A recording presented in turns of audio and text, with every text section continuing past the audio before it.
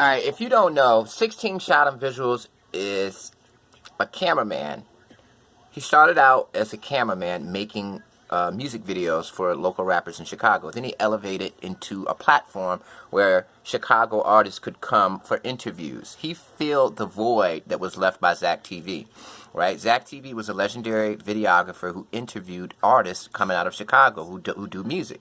After Zach died, 16ShotEmVisualz came up and kind of fulfilled that void. He's a young man. He comes from the streets of Chicago. He lived that lifestyle of having rival gangs trying to kill you, and you're trying to kill them. So that's his mindset. And he recently he's gotten into a beef with a guy named Bandman Kevo. Bandman Kevo is a former scammer who got convicted of scamming. Some people say that he informed and turned state's witness, or federal witness. But the thing about it is, Bandman Kevo never presented himself as a street guy. He's always presented himself as a white-collar criminal, and he's never actually claimed gangs or anything like that. So I don't understand how these guys can get mad at him for becoming an informant when you knew what kind of guy he was. The guy who actually said that Bandman Kevo informed on him said, from the moment I met him, I knew that I couldn't count on him to have my back. I knew that he was scary. He always had fear when we went to the hood. So if you knew all of these things about him, why would you think that he won't tell on you? I mean, he's obviously a civilian, and you decided to be his friend and commit crimes with him anyway, even though you knew he had a scared demeanor. But 16ShotEmVisualz recently went to No Jumper, which is a very big podcast, and in the world that 16ShotEmVisualz is in, once you go to No Jumper podcast, it ups your value. Your value continues to go up. That's a milestone in your career. And at the end of that interview, he actually spit on somebody because the beef with Bandman Kevo came out. The guy said, "You're clout chasing Bandman Kevo. Why don't you leave him alone?"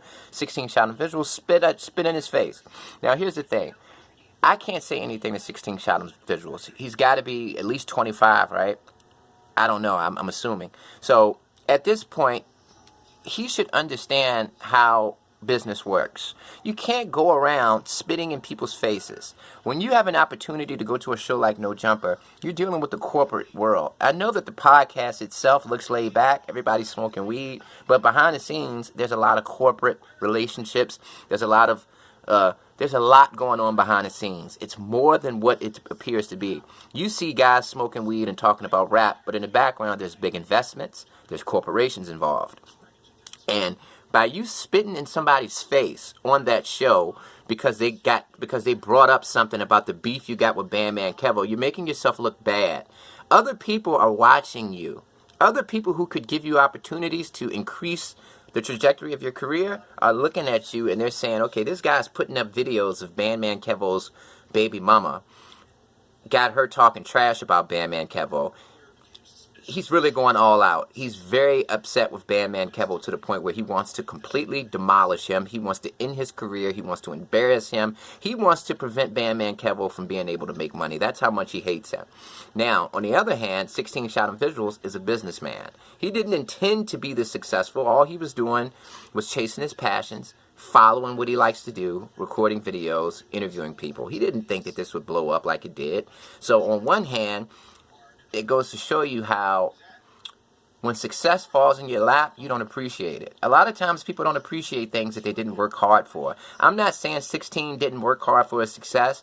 He worked hard, but he didn't plan on the success. The success was a surprise for him. So at the end of the day, I don't think he ever really fully appreciated the success that he had because it fell in his lap.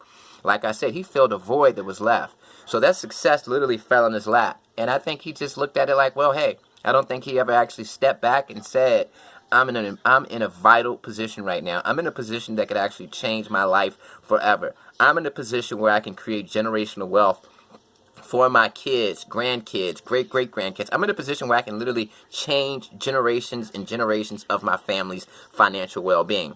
I don't think he actually had that realization, either because he's young and immature or because he didn't work hard for the success that fell in his lap. See, it's different when you work hard and you have to over time, you do better. And that's what he did. He did do that. He went through the trials and tribulations. He paid his dues. But the success kind of fell in his lap because, like I said, he was filling a void. He worked hard, so please don't get this twisted. But there's a difference. And another thing is, when people see you, 16, when they see that you're going on this campaign to literally destroy this man, a guy that you don't even know personally, you met him on the internet, that's going to affect you business-wise. You're going to ruin your opportunities, and you're going to prevent yourself from being able to make generational wealth. Because people are going to look at you as a hothead, a risk, a liability. You're going onto these major platforms, international platforms, and spitting in people's face. You're going to Bandman Kevo's baby mama and trying to, you're interviewing her every single day, putting up clips of her putting him down. That's going to ruin your opportunities. Everybody already knows how you handle conflict now. Okay, so if 16ShotEmVisualz gets upset, he's going to kill somebody. If he has a weapon on him, he's going to take it out and shoot somebody over the smallest, pettiest issue. He's going to kill somebody because they asked him about a guy that he's attacking who he never even met, a guy he met on the internet. He's willing to die behind that and kill behind that.